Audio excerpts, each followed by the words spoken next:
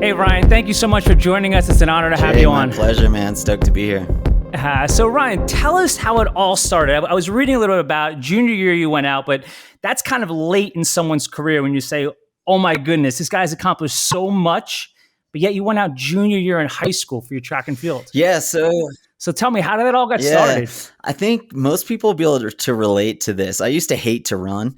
So all the way up until I was 13 years old. I mean, how can you not in our culture, right? It's like it's used as punishment in other sports. And to be honest, it's like a secret club. Like running is not fun for anyone when they start, right? So like my first run was a 15-mile run around the lake with my dad in Big Bear Lake in Southern California where I grew up. And it was not a pretty run, like I had no idea by that first run was not telling me, hey, one day you're going to be running in the Olympic Games. One day you're going to be the fastest American to ever run the marathon or half marathon. Like I had no clue at that point. Like it was me in basketball shoes with my dad, just like on the ultimate suffer fest of a run. And it was the ugliest thing. Like anyone driving by must have been like, oh, like I didn't like running before, but looking at that makes me really not like running. So, that's what's the beautiful thing about running though, is it is hard and it's hard to get into, but when you get into it and as you build your fitness, it kind of grows and becomes this really addicting thing and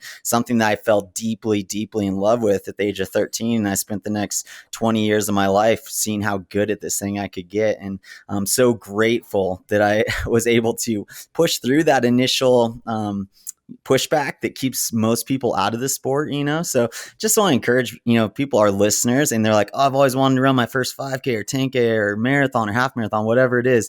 And then you go for like your first run and you're like, nope, I'm tapping out. That's it. Like one and done for me. Like hang in there. You got to push through that first initial week, that first initial month. It can even be 6 months. It all depends on like what your starting fitness is like, but you got to push through if you want to get into the secret club of running. Well, 15 miles is a huge first run. So congratulations on that. So let's fast forward. So you had a stellar career in high school and then you get recruited by Stanford. Going to Stanford, what was one of the first things that you faced as a challenge? Was it injury? Was it getting acclimated to the college scene where you're studying all the time and having to run? What was the hardest thing that you felt was a transition from high school into college? I could write a whole book about the transition from high school to college. I mean, in short, it felt like I got hit in the head with a sledgehammer. So, I grew up in Big Bear and all I did was eat, train, run, school, no girlfriends, no car, nothing. Like life was so simple for me. So then all of a sudden you go to college and you have the social component. The academics were way, way harder than I was used to. The running was way harder. I wasn't like winning every workout and every race. Like I was getting put in my place all the time in training. And so there's all these adjustments going down and stuff that I never even thought about, like nutrition, for example. Like when I was at home, I would just eat whatever my mom made, right? But so I did the same kind of strategy when I went to college and it's all you can eat dorm. And I remember having a conversation with my mom on the phone after like the first week of school. I was like, it's so great here. I have like a full breakfast and then I like wash it all down with like a big waffle with strawberries on top all at the end. I mean, like I put on a ton of weight really quickly and obviously that's pretty detrimental to running. So it made me, for the first time in my life, have to start paying attention to things like my nutrition, to my sleep, to all the things that in sport is so, so important for maximal performance that oftentimes gets neglected or not paid attention to when you're first coming up in those high school days. Sleep was probably the hardest adjustment for me.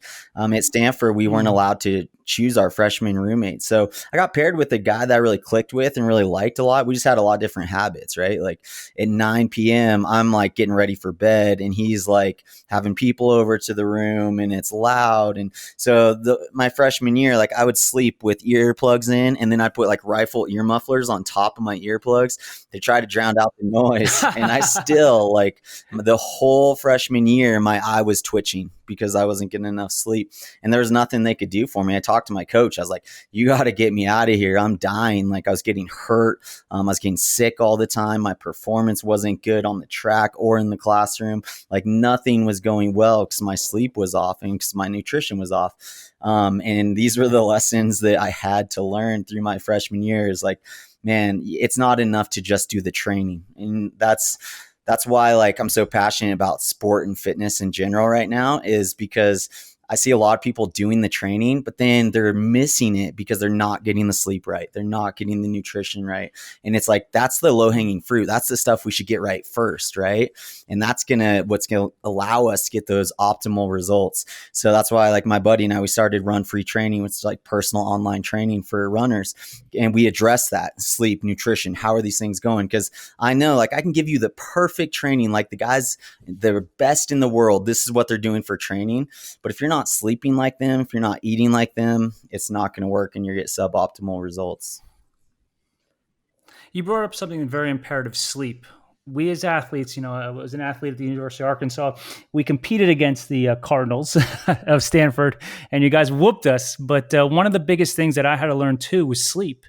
I had to get that 6, 7, 8, 9 hours in every night. And if you don't have that sleep, you're going to be addressing injuries later on. Did you feel that you started to address injuries early on in your Stanford career? Yeah. I mean, I was just a train wreck of injuries, right? So because I put on the extra weight, I got shin splints, which lasted a really long time. And I got IT band stuff, and I was getting sick all the time. It's just like our bodies need sleep so badly. They're made to operate on sleep. And that's really what kind of shifted for me throughout my time at Stanford, as I finally learned to dial that in. And then the results started to come. And then fast forward to my pro running days, like I often tell people, like I was more a professional sleeper than a professional athlete. Like I would sleep 9, 10 hours at night. And then every single afternoon, I'm laying down for 2-hour business meetings, which I just block out every day in my calendar, 1 to 3 p.m.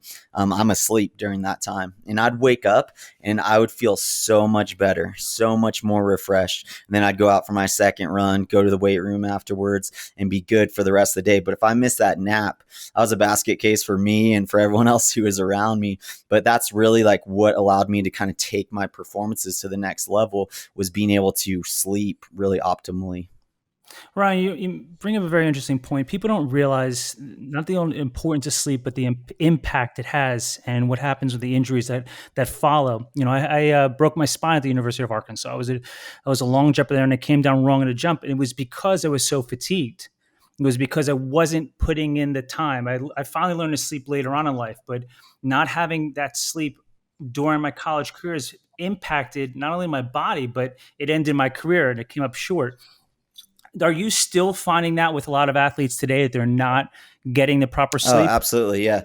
I mean, not with my professional athletes that I coach. Like they get it. They know how important it is. They know it's their job to Mhm. sleep. But more with like our everyday clients that I'm working with, who have full-time jobs and have kids and families. And it's a really tough place to be. I'm like, I really feel for them because I'm in that same position now. I'm a business owner.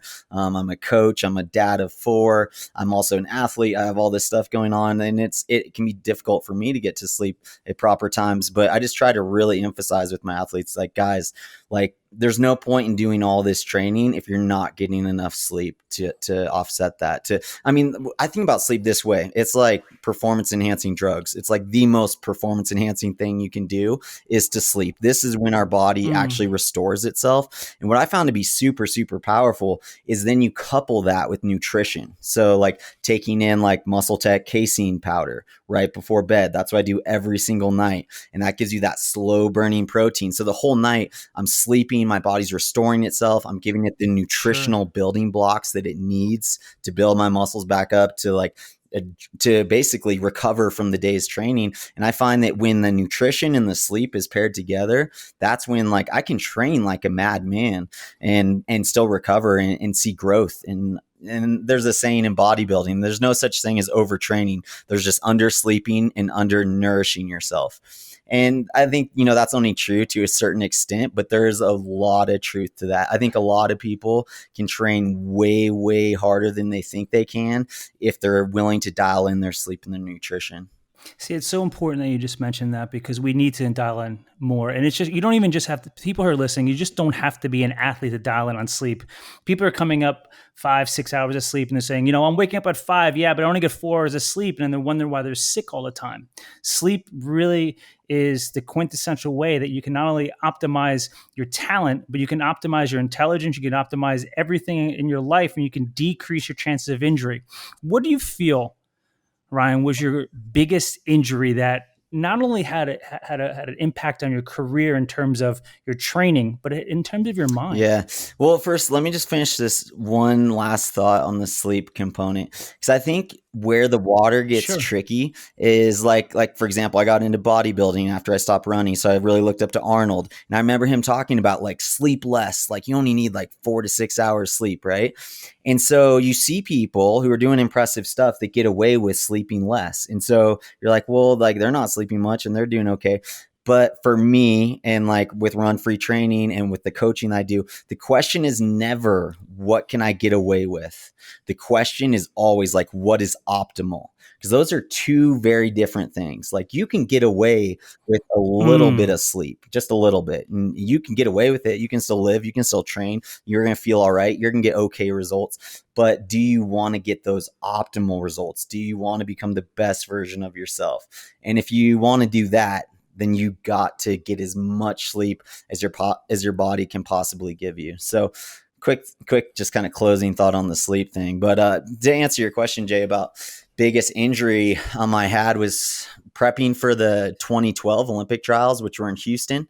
And I was the fastest marathoner going into that race. I just run 2:04 at the Boston Marathon the spring before, and so in a really good position training for that. And I got plantar fasciitis about a month before the race. And for listeners who run, plantar fasciitis is a very common, super painful injury you get on the bottom of your foot. And it is psychologically really damaging because the first step you take every single morning is the sure. most painful step of your day. So it's like you get up out of bed, you're like, oh, beautiful day. And then you take that first step and it's like someone just stabbed you in the foot with the knife. It's like, okay, this is how your day is going to start. You're going to get a nice stab in the foot. And so every single day was a mental battle, being like, this thing just is not getting better. Like I'm prepping for the Olympic trials. I'm seeing a million different therapists doing a million different things, acupuncture, shockwave therapy, like all this stuff that I'm getting done on it. Super painful work, right? Just like pain, pain, pain. That's all I'm experiencing in these therapies all the time. And yet nothing is working. Everyone's telling me all these different things that works for them, and then it's not working for me. And I remember the most helpful advice I ever got for dealing with this injury, and I think is relevant for any listener with any injury that they might have, is I was in a PT clinic, and this old guy was on the table next to me. He's like, hey, what do you got going on? And I was like, plantar fasciitis. I'm so frustrated, blah, blah. And he's like, listen, I've had that before. He's like, listen, it's gonna hurt and then it's gonna get better. And sometimes in life, I find the simplest statements to be most profound and life changing. And that was so helpful for me to hear, because I no longer woke up in the morning like praying that I was going to take that first step and it wasn't going to hurt anymore, but rather I moved into a place of acceptance, of being like, okay, like this thing is just going to hurt. And I'm just going to have to buckle down and accept that it's going to hurt every single run, every single time my foot hits the ground, it's going to hurt. And that's just how it's going to be. But eventually it will get better. So I'm just going to train through this thing. And I'm not saying here, like, no matter what your injury is, you should just train through it. That is not the case, especially if you have like stress reactions and things like that. But I think what I'm trying to get at is there is a place where you need to break that emotional connection that you get with your injuries when it's Mm, such a big part of your life. Like running was everything to me, and this injury was taking it away. So it was like I had this crazy emotional connection with this injury, and it was affecting every part of my day, every thought that I was having. And it was putting me in a really unhealthy spot. And so I was able to break that connection by simply accepting it. And you see this in things like meditation, Buddhism, where they do a really good job of accepting something and then just letting it pass. And I think that's really helpful advice when it comes to injuries, is just being like, okay, this is how it is. It's going to hurt.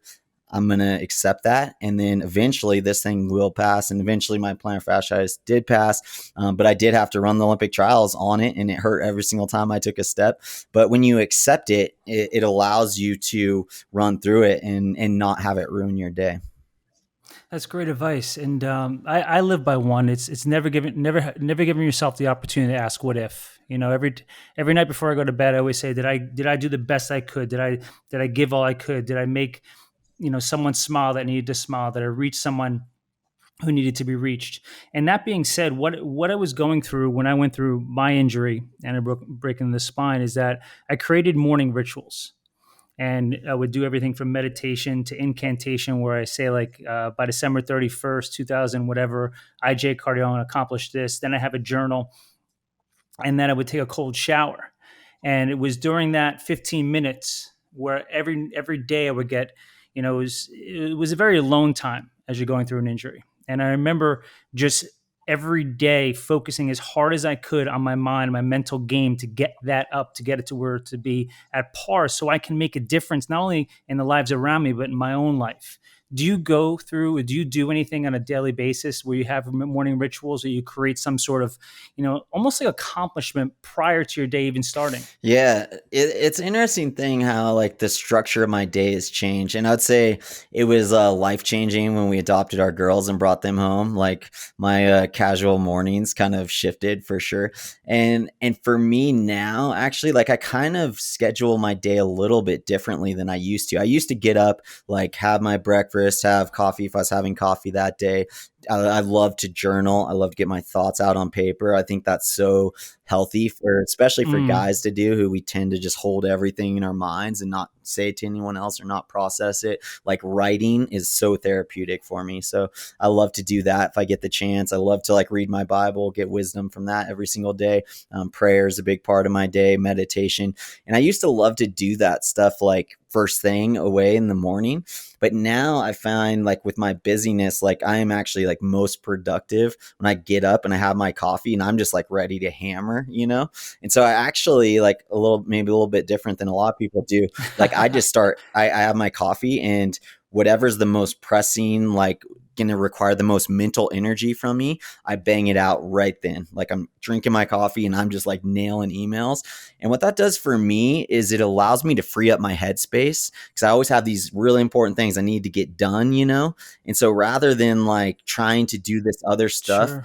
that is more important than that, doing emails and whatever else I need to get done, at the same time, I don't like having that stuff just hanging over me. And so I find like do that stuff when I'm most productive, when my energy is the highest, first thing in the morning, have my coffee and just bang that out. And then I no longer have that stuff sitting over me. And so I know like every single morning, I'm gonna get up early, I'm gonna bang out what I need to bang out. And then I can go to my prayer, my meditation, my Bible, and not be like being drawn away by these things that I have to do. So that's been kind of like a little bit of a counterintuitive approach that I've taken recently that has worked really well for me. And I think that's what's important for listeners, is like find the morning routine that works for you. But Jay, yeah, you're right on the money. Like knowing what works for you and like having that be a habit where it just happens naturally, I think is so, so helpful. Now, after the plantar fasciitis, that heals up. Where are we now with your career, when you're running career? So we're towards the end. That was, and that was actually, We're towards the yeah, end? yeah, we're towards the end. So that was 2012. And so what I learned from that injury is I really had no choice, right? Like my livelihood is a professional athlete. And like as a pro marathon runner, it's like you have to run the Olympic trials. You have to run the Olympic games. I mean, I guess you don't. Like I could have just not done it, but I felt like I had to, for my sponsors, for me, and also because you don't know what's going to happen. You always think like, oh, this is just a little niggle and it's going to get better. But what I really learned from that process is how important it is to make sure that your body is moving how it's intended to move. Because what happened is I just developed a little bit of an imbalance from my plantar fasciitis, and I couldn't even see it, like looking at video in my running stride. But my stride was definitely off at that point. So then I developed an injury on the other side. So I think it was like plantar fasciitis on my right foot. Oh no, it was on my left foot. And then I developed a high hamstring injury on the right side in the London Olympics. Had to drop out of that Olympic Mm. Games, which was the first race I ever dropped out of in my life. So you can imagine how tough that was. And it really, that string just kept going. So then like I got a sacral stress fracture on my left side about 6 months after that. And I tore my right quad about 6 months after that. I tore my left quad 6 months after that. And it was just like this for 4 years straight. And so that kind of led to 2016 and trying to prep for the Rio Olympic trials. And my body was just falling apart, it was just coming apart at the seams with injury stuff, but also with some real fatigue issues that I was facing. Like as a pro marathon runner, weight is an issue, right? So you want to be as powerful and have as much endurance as possible as at a light of weight as possible. Like that's just part of the sport. It's like being a jockey. It's like you just can't like not pay attention to your weight, right? So I was running really lighter than I had been for years, and kind of bought into the lie that lighter is faster. And so, I knew I typically race my best. I'm 5'10" and I was 137 pounds would be my ideal race weight. And I was just dropping lower and lower and lower. So I got down to 127 pounds before my retirement, and I was running terrible at that weight. But, in my mind as an athlete, you're just like, oh, well, there's all these other variables at play here. It's probably not my weight. It's probably XYZ, training, nutrition, whatever. Sometimes it's hard to identify what is causing you to not perform well. But looking back on it now, it's really easy to see like, I was just in a really weak, really depleted spot. And I couldn't even go and jog 30 minutes anymore without stopping. Like I would literally try to run every single day. I would jog like 15 minutes, super slow on these little single track trails. We were living in Redding, California at the time. And I would get about 15 minutes out, and then I'd just stop and just start walking. And it was just like, the way I can describe it best, I just felt like I was melting into the ground and had zero energy, just felt terrible. And this went on for months and months and months. And so I remember I had a moment, I was flying to a race to do an appearance or something like that, because I wasn't even racing anymore.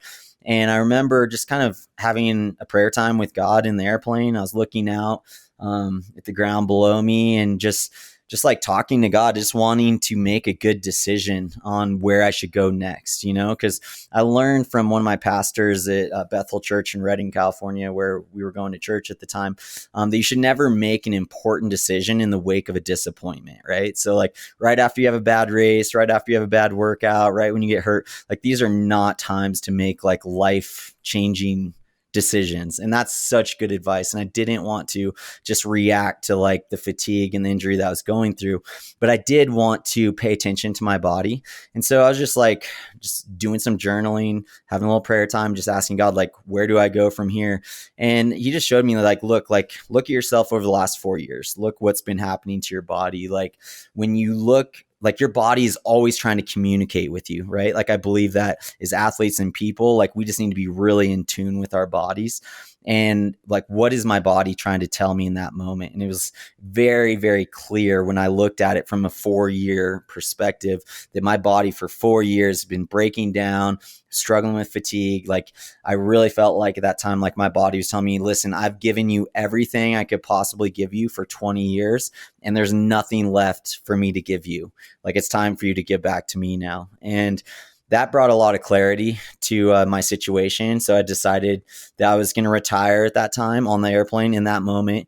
But what I did is something I learned from my dad, which is also super, super helpful, and what I'd recommend for listeners of this podcast to do as well. When you're making a life-altering decision like that, you're going to retire, who you're going to marry, where you're going to move to, a job that you're taking, whatever it might be, make that decision, tell yourself that, tell like one other person that, and then just sit on it for like a week and try it on. Just keep telling yourself, okay, this is what I'm doing. This is what I'm doing. But don't like pull the trigger on it. Because oftentimes when you try it on, you really get a sense of like, is this actually the right decision to make?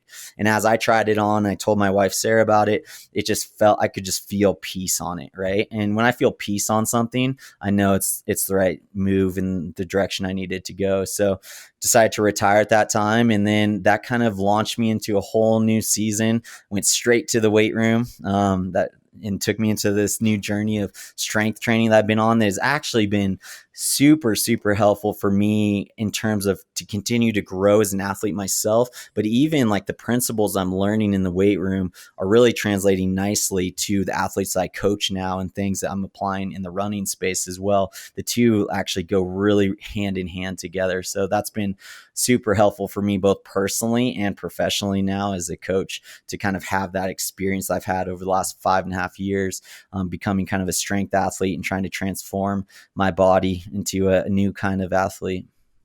And you transformed pretty well. I was watching you do some tire flips on Instagram and watching you do some crazy lifts and everything. And you put on some massive size. How do you feel differently with your body putting on? What did you put about 30 pounds of Yeah, muscle? so I retired at like you're saying 127, and now I'm a lean 180. I got as high as like 200 this Hmm. winter. So yeah, pretty substantial Wow. amount of a muscle gain. But really, like I had nowhere to go but up, you know. And that's what I like to tell people. Like, listen, like seasons are meant to come Hmm. to an end, right? And like I spent 20 years pursuing the running and seeing what I could get out of it, and then it's time for me to like continue to be who I am, which is like I need challenge in my life. I need to physically challenge myself every single day, or else I'm not going to be a happy person. So, how do I meet that need, but in a different way? And how do I meet this need too? Like, I love to see growth. I love to see change in my body.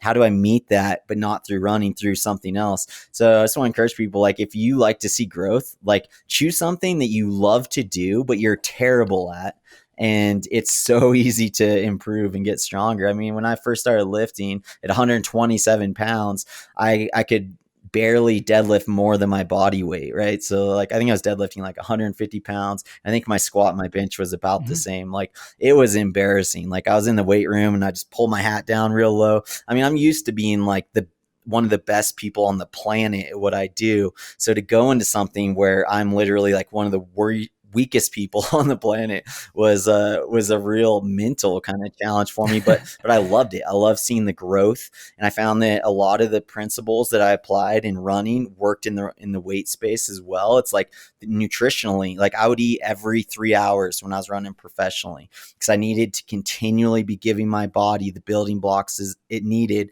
to have energy for the training I wanted to do, and then also to recover from the training I wanted to do. So it was like protein, carb, healthy fat every 3 hours on the dot. And when I was lifting, I kept doing that same exact eating routine, only my calories went way up, my protein intake went way up. So I kind of shifted my macros around a little bit, but the sleep stayed the same. Like I didn't like I always thought when I'd retire from pro running, like I'd be like, oh, I don't care when I go to bed now and I don't care what I eat. But I was like, hey, actually, I'm the same exact person now as I was when I was running professionally. I still like to sleep like 8 to 9 hours a night. I still like to eat healthy. I still like to train. Like this is just who I am. So I kind of just embrace that even more so, just in a totally different space in the strength space. So take us through your normal day. What are you doing now? When you first wake up in the morning, you have four daughters, is that correct? Yeah, we got four. You have four daughters.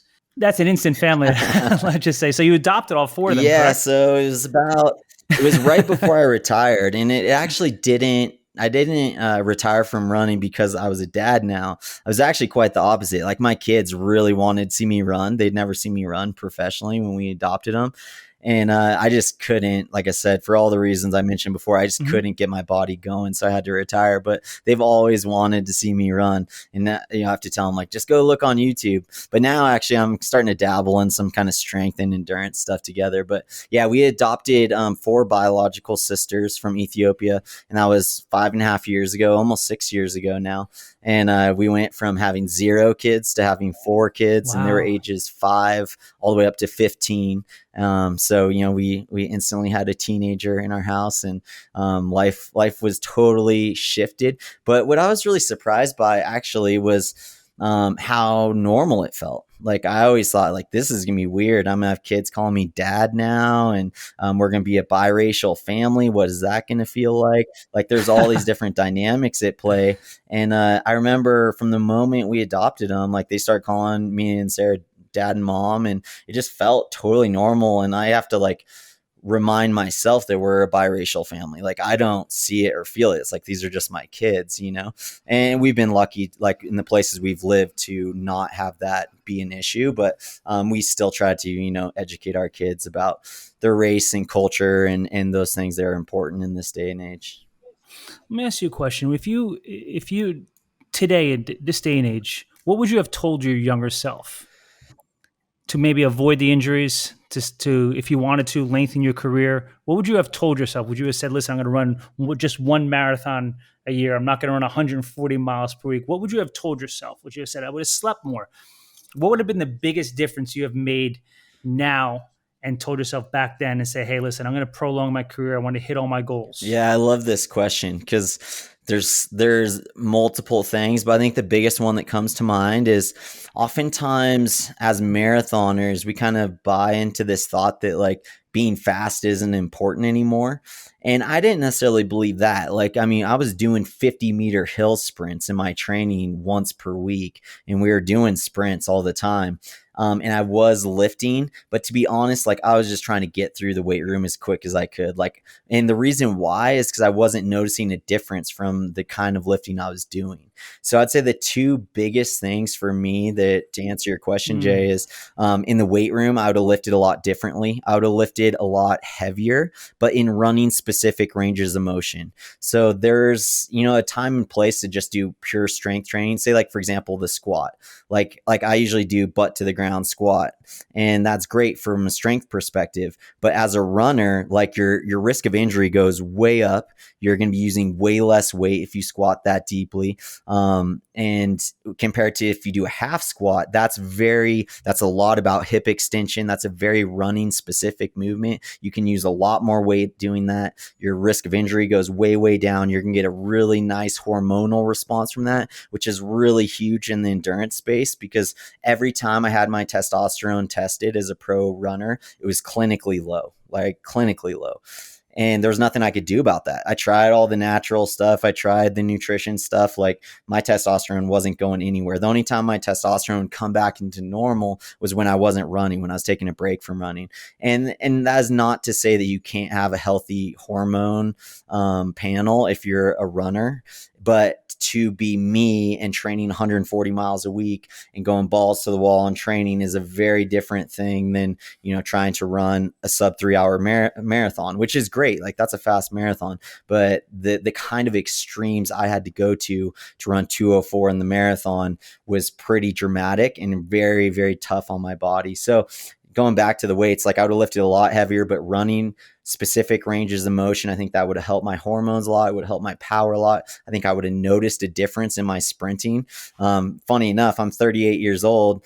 I retired from pro running 5.5 years ago. 2 days ago, I ran a PR in the 100 meters. I did a flying 100, and off zero sprint training, just weight training, I ran a PR in the 100, and it felt so good. Like I love sprinting now, and it's 100% just because of the weight training that I've done. So my lifting would have looked very different if I could go back and do my lifting differently when I was running professionally. And then perhaps the biggest change would just be focusing more on 5K speed. Like when I ran the American record in the half marathon, I was coming off years and years of dedicated training towards 5K and below. So everything from 1500 all the way up to 5K, I was focused on those distances, and I was really fast over those distances. I ran 13:16 for 5,000 meters. And then a couple of summers or a couple winters later is when I ran the American record in the half marathon. Like 5K speed is directly linked to how fast you can run a half marathon. And that's directly linked to how fast you can run a marathon. So I would have only done one marathon a year, which that would have had to come down like on a tablet from God for me to actually do that, because I loved running the marathon. I loved running Boston every spring, and then a fall marathon, whether it was New York or Chicago or whatever the marathon was. It would have been very difficult for me to step away from the marathon and only do one a year. But I think I could have reached some even higher levels compared to what I got to if I took the whole spring and summer to just focus on 5,000 meter speed and keeping that 5,000 meter speed close. But you know what? Like these lessons that I've learned, it's easy sometimes for me to lay awake in the middle of the night, be like, I wish I would have known that. Like it would have gone so much better. But at the same time, like those lessons were not for no reason, because I'm passing those lessons on. I'm passing those lessons on this podcast. I'm passing those lessons on Instagram. I'm passing those lessons on with the athletes that I coach through Run Free Training. Like my wife, she's not making the mistakes that I made, and she's running better for it now, So to me, that's a healthy way to look at our regrets. Like we all have things that we regret from our life athletically and as a person, and to just be able to look back at that and be like, yep, I screwed that up. But you know what? I'm going to make sure my kids don't screw that up. I'm going to make sure they know, right? And if they choose to still screw it up, well, that's on them. But I'm going to make sure like they know, like, hey, this was something that really affected me in my life in a negative way. And you have the opportunity to not have that be the case for you. And that's how I think this whole thing, this beautiful life that we're all in, I think that's how it's supposed to work. Like my ceiling, the level I got to, is supposed to be my kids' floor. It's supposed to be where they're working from, right? Like they're supposed to take this thing to a whole nother level. So I'm not like, even though I still have the American record, I set that in 2007 for the half marathon. Like I'm not trying to hold on to that thing. I'm like, guys, like, let's go, let's get to the next level. Like that was supposed to be your floor. Like, let's keep building from there, you know? So that's my goal now as a coach and as a human being, is being like, how do I elevate everyone else? So is coaching, is that what's your next step in your career? Yeah. Is that where you want your legacy to end off at? Yeah, it's funny because I never wanted to coach because it's such a cliche thing for a pro athlete to do, right? It's like you have your pro running days or your pro athletic days, and then you get into coaching. And I was like, come on, like everyone does that. Like I'm just gonna want to move on with my life. But then I got to that point where I retired and I was like, hold on a second, like this is my craft. This is what I know best. Like I've had 20 coaches that have poured into me over the years, some of the best coaches in the world. And I know how they train athletes now. And then I'm just going to walk away from the sport and be like, peace, thanks for the good times, guys, I'm out of here, you know, and not share that information with other runners, other athletes, other people. Like that's just wrong, right? Like I feel like I almost have an obligation to take what I've learned from the sages that I've had the opportunity to work under, take that information, make it my own, grow it, apply it to my own life, to my athletes, take it to the next level, like I'm talking about, and then spread that information to other people. And it's cool to see like this is actually happening. It's actually working, and obviously not just through me, through like a whole host of amazing coaches. But I mean, high school kids are just running out of their minds these days. Like breaking 4 minutes in the mile is like not such a huge deal anymore. And it's cool to see like things in our sport kind of going to the next level, because that's how it's supposed to work. And that's why like guys like me should, I think, stay in the sport in some capacity and like keep spreading the love, keep spreading the knowledge to the next generation. Well, your legacy is going to live on for a long time. So where can people find you on social media? Yeah, so I'm probably most active on Instagram. I'm Ryan Hall 3 on Instagram, and then also on Twitter. I have a Facebook fan page, which I believe is also Ryan Hall 3. And then Run Free Training. If athletes want to sign on and come be trained by the coaches I personally train, they can check us out there, runfreetraining.com. runfreetraining.com. Ryan, thank you so much. It was an honor to have you on your show, and I appreciate your time today. My pleasure. Thanks for having me, Jay.